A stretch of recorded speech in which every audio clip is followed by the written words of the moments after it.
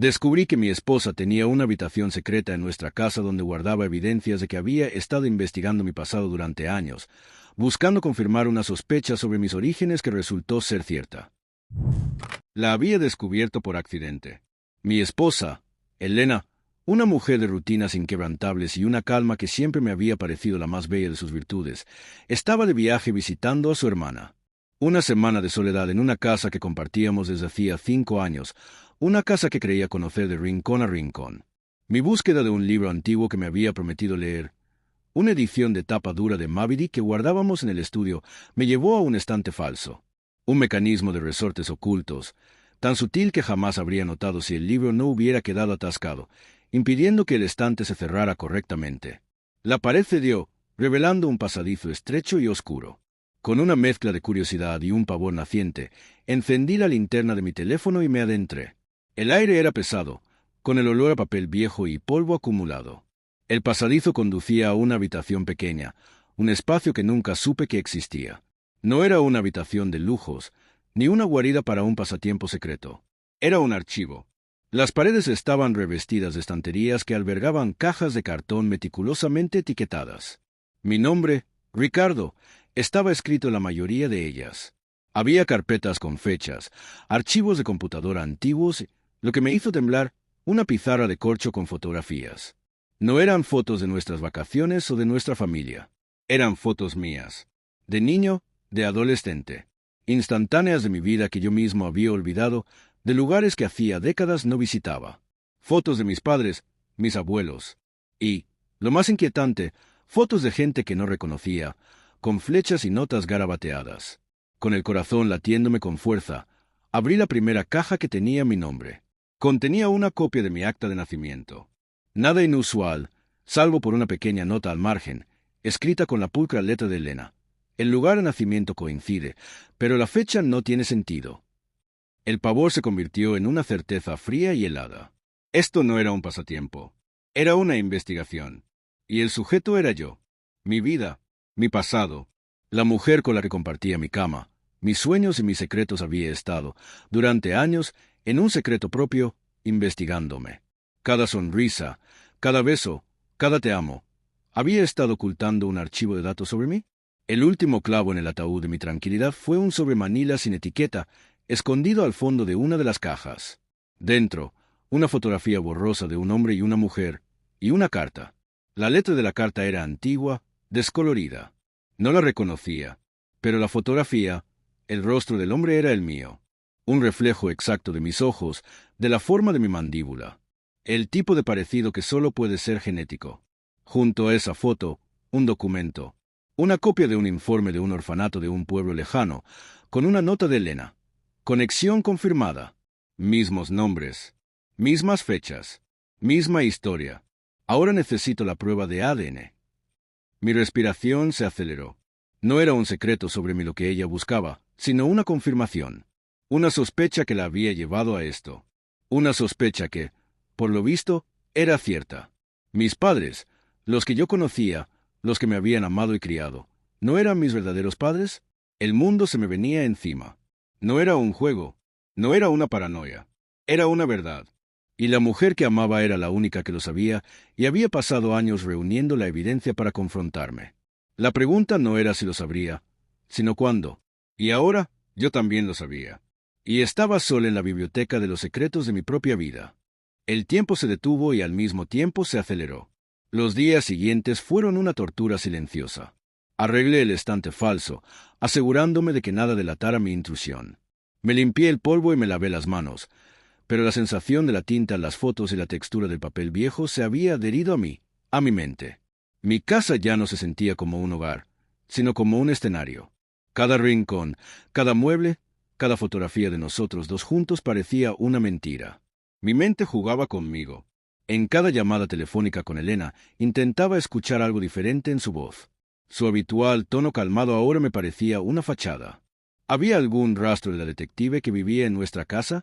Ella me hablaba de su hermana, de los planes de la familia, de cosas banales. Y yo respondía con monosílabos, con un pánico que a duras penas lograba disimular. Me sentía un impostor, como si la vida que creía mía no me perteneciera. El día de su regreso fue el más largo de todos. La esperé en el aeropuerto, con un nudo en el estómago que me llegaba hasta la garganta. Cuando la vi, con su sonrisa brillante y los ojos que siempre me habían parecido tan honestos, sentí un escalofrío. ¿Cómo podía ser la misma mujer que había creado ese archivo de mi pasado? La abracé, y en lugar de sentir el consuelo de su calor, sentí el peso de un secreto insondable. «Te extrañé, Rick», dijo, y me besó. Era un beso familiar, pero ahora me sabía a ceniza. «Yo también, Elena», mentí, la palabra se sintió como un carbón en mi lengua.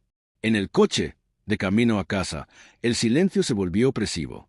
Ella tarareaba una canción de la radio, ajena a la tormenta que se desataba dentro de mí. Por fin, llegamos a la casa. Entró, dejando sus maletas en el recibidor, y caminó directamente hacia el estudio.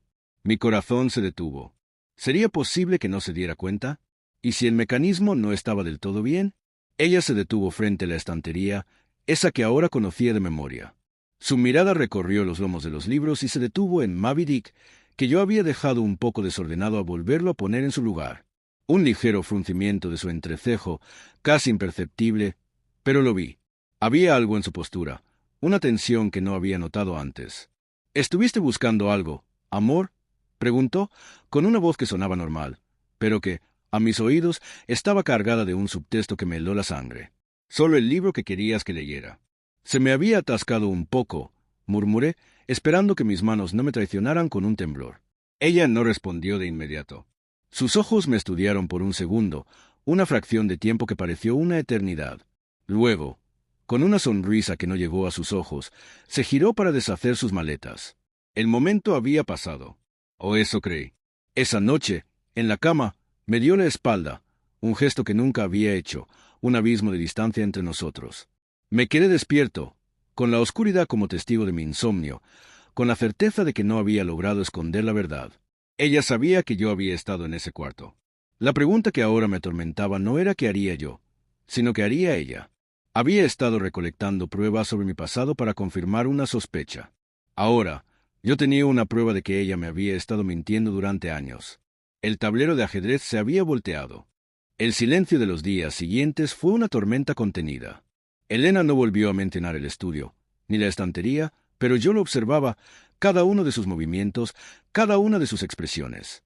Se movía por la casa con una extraña meticulosidad, como si estuviera comprobando que todo seguía en su lugar. No me atrevía a preguntar. No sabía qué decir. «Hola, querida, ¿cómo fue tu viaje? Por cierto, ¿qué hay de esa habitación secreta donde guardas mis secretos de la infancia?» Una tarde, mientras yo preparaba la cena, la vi. Salió del estudio con una caja de cartón, la misma que había visto en la habitación secreta. Mis manos se paralizaron sobre la tabla de cortar. Me dio la espalda, como si no quisiera que viera lo que hacía. La caja no era grande, pero el peso que cargaba era inmenso. Se dirigió al jardín trasero, donde teníamos un pequeño cobertizo. La observé desde la ventana de la cocina. Metió la caja dentro y cerró la puerta con llave. La escena me confirmó mis peores temores. Ella no estaba a punto de confesar. Estaba moviendo la evidencia. Estaba reordenando su colección de secretos. La farsa se volvía cada vez más insostenible. Esa noche, cuando la cena ya estaba fría en nuestros platos, intenté romper el hielo. «He estado pensando en lo que dijiste sobre las vacaciones», dije, con la voz temblorosa. «Quizás podríamos ir a un lugar nuevo este año. Lejos, donde no hayamos estado antes». Ella me miró, y por un momento, sus ojos mostraron una vulnerabilidad que no había visto desde que descubrí la habitación. Era un reflejo fugaz, pero estaba ahí. «¿Por qué la prisa por irnos?», preguntó, y su voz no era la de siempre. Era más suave, más baja. «Acabo de llegar a casa, Ricardo». «Solo es una idea», respondí, bajando la mirada hacia mi plato. «Creí que te gustaría algo diferente. Tal vez algo que nos una de nuevo».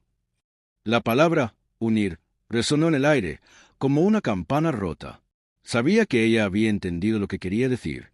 No estábamos juntos, no de la manera que yo pensaba. Compartíamos una casa, una cama, una vida que estaba construida sobre un archivo secreto. Se levantó de la mesa y se fue a la habitación sin decir una palabra más. Yo me quedé, solo en la cocina, con la comida fría y la verdad hirviendo en mi pecho. Fui al cobertizo. La cerradura era simple. Con una pequeña horquilla de mi llavero, la abrí sin esfuerzo. La caja estaba allí, en el suelo. La abrí. Dentro no había fotos ni documentos. Había una sola carpeta, y el nombre que estaba escrito en ella no era el mío. Era el nombre de mis padres, los que yo conocía, la que yo consideraba mi familia.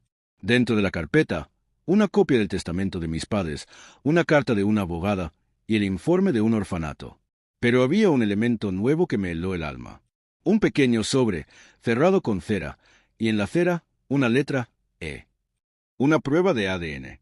El informe mostraba la compatibilidad genética, no con mis padres, los que yo conocía, sino con los que no conocía, los que estaban en las fotos. El mundo se desvaneció. La verdad, la que Elena había estado buscando, era cierta, y ahora ella lo sabía, y había guardado la evidencia, esperando el momento de confrontarme. Pero ahora, el encuentro sería diferente. Sería yo el que la confrontaría, no ella a mí. El día siguiente fue un campo minado. Elena se despertó con su habitual ritual de preparar el café, pero su silencio era espeso, casi tangible. No se giró para mirarme cuando entré en la cocina. El aire estaba cargado de todo lo que no decíamos. Sabía que ella sospechaba. El cobertizo, la cerradura, el movimiento de sus documentos. Elena, mi voz sonó ronca. Ella se sobresaltó y finalmente se giró para mirarme. Sus ojos, antes siempre tan llenos de luz, estaban nublados. —¿Qué pasa, Ricardo? —preguntó, su tono falsamente despreocupado. Su mano temblaba levemente mientras sostenía la taza de café. —Tenemos que hablar —dije. Ella dejó la taza sobre la mesa con un golpe seco. —No sé de qué hablas. —La habitación secreta —dije, y la vi palidecer—. El pasadizo en el estudio. La caja en el cobertizo. Las fotos de un hombre y una mujer que se parecen a mí. Los informes del orfanato. Las palabras salieron de mi boca como proyectiles. Lo sé todo, Elena. Lo encontré todo. El rostro de Elena se desfiguró.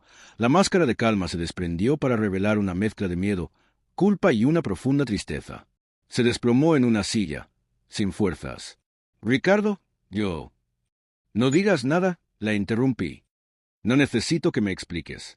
Necesito que me digas la verdad. Toda la verdad. La que encontraste y la que yo no. Ella asintió, su cabeza agacha. Fue una sospecha al principio. Un chiste de mis padres, una anécdota que se les escapó en una cena. Dijeron que te parecías a alguien que ellos conocieron en su juventud. Alguien que no era de aquí. Al principio, lo ignoré. Pero luego, cuando nos casamos y construimos una vida juntos, el pensamiento volvió. Me pregunté qué pasaría si no eras quien creías ser. Si tu historia no era tuya. ¿Y por qué no me preguntaste a mí? Mi voz se quebró. Toda nuestra vida juntos. ¿Fue una mentira? Cada beso, cada «te amo», mientras tú guardabas mis secretos en una caja. No, Ricardo, no fue una mentira. Lo que sentía por ti siempre fue verdad, dijo, levantando la vista. Sus ojos estaban llenos de lágrimas. Pero también era la verdad que no eras del todo honesto. O eso creía. Te conocí, y te amé, y creí en ti. Pero no en tu pasado. Siempre me dijiste que tus padres eran los mejores del mundo. Pero cuando hablaste de tu infancia, había vacíos. Había cosas que no cuadraban. Y por eso te convertiste en una detective. Me levanté, incapaz de quedarme quieto. El dolor se estaba convirtiendo en rabia. Pasaste años investigando mi vida, sin decirme una palabra. ¿Qué hubiera pasado si nunca lo descubría? Ibas a vivir el resto de tu vida conmigo, con esta verdad oculta entre nosotros. No lo sé, admitió, sollozando ahora sin control.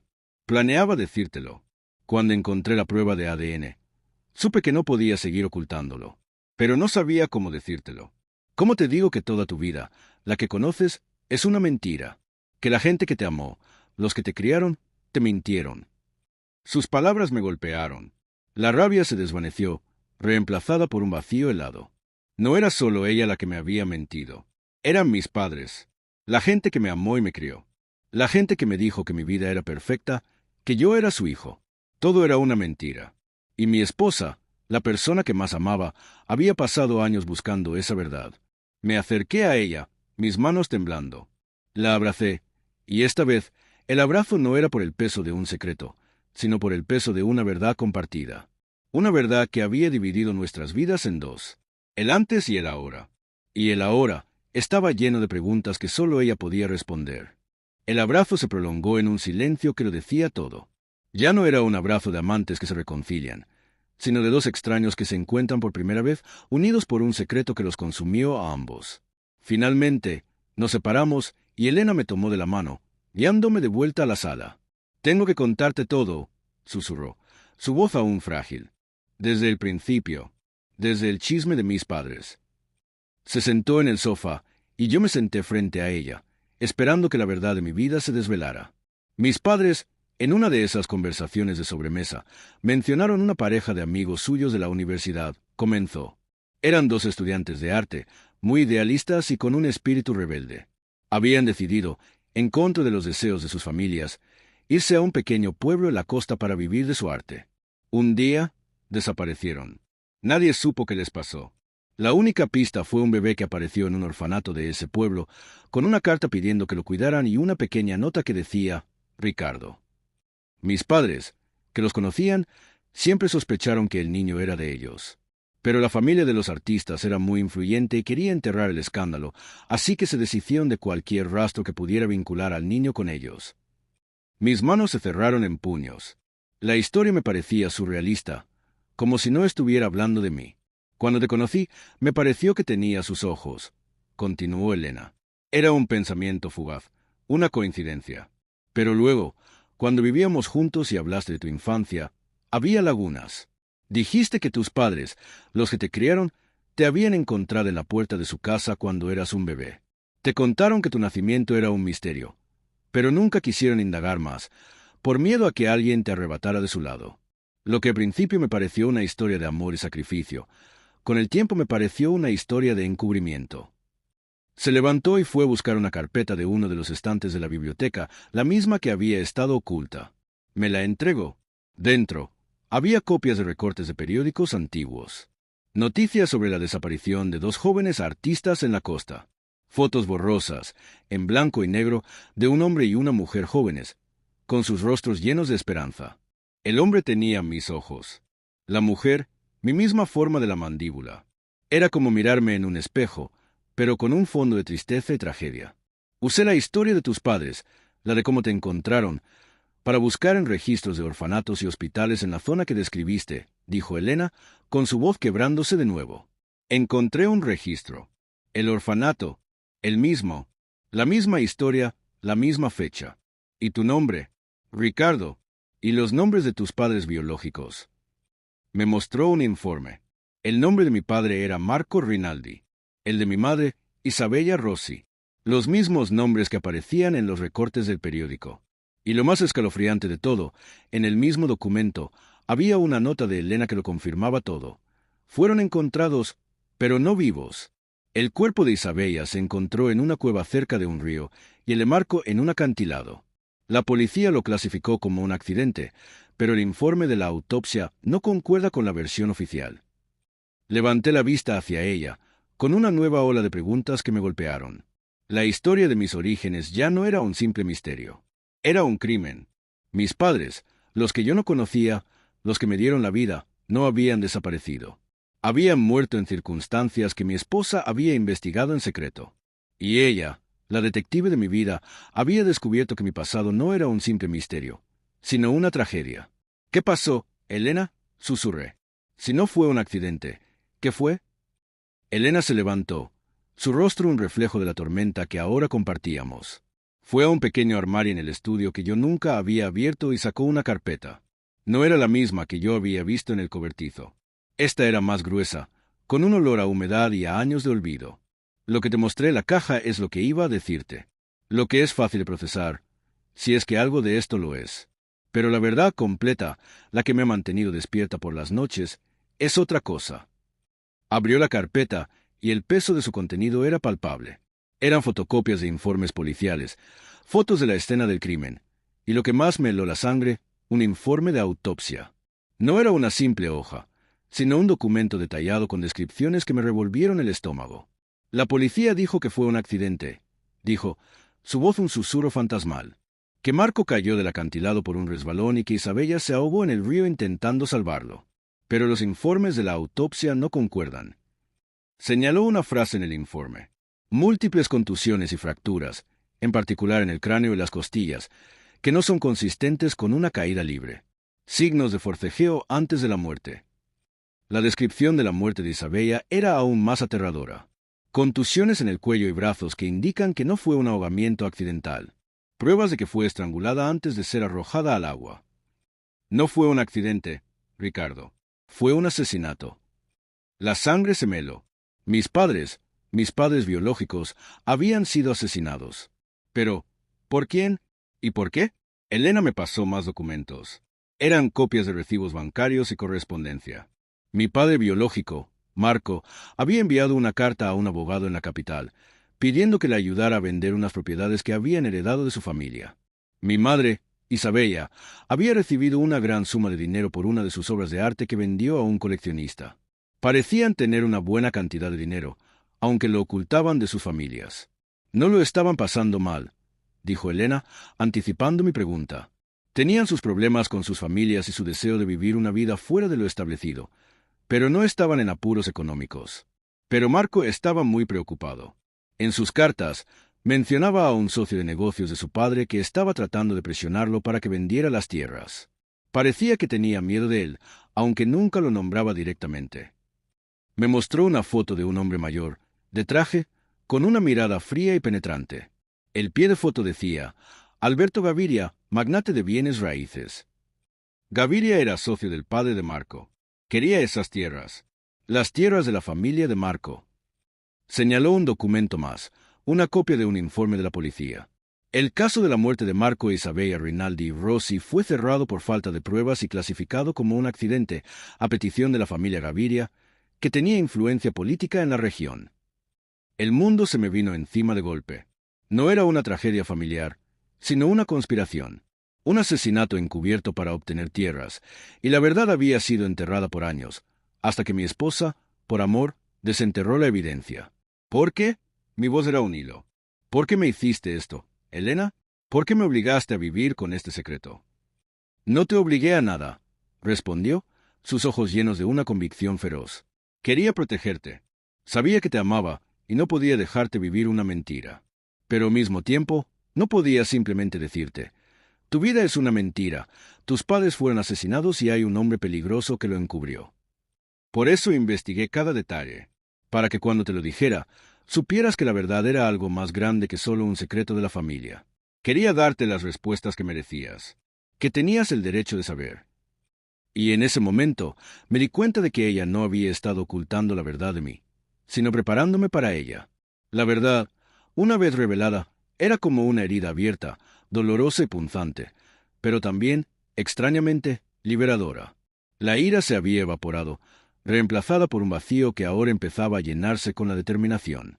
Mis padres, los que me criaron, me habían protegido, y mis padres biológicos, los que me dieron la vida, me habían dejado un legado de misterio y tragedia que ahora, por fin, podía resolver. La noche se extendió, y con cada hora que pasaba, Elena me entregaba más piezas del rompecabezas. Me contó cómo había rastreado a la familia Gaviria, descubriendo que Alberto, el patriarca, había muerto hace unos años, pero su hijo, Gabriel Gaviria, había tomado las riendas del imperio. Un hombre de negocios exitoso y sin escrúpulos, conocido por sus prácticas agresivas en la adquisición de tierras. Elena había recopilado información sobre él, sus empresas, sus contactos. Había creado un mapa mental de todo el entramado de poder que había encubierto la verdad durante décadas. El testamento de tus padres biológicos, dijo Elena, señalando un documento en particular.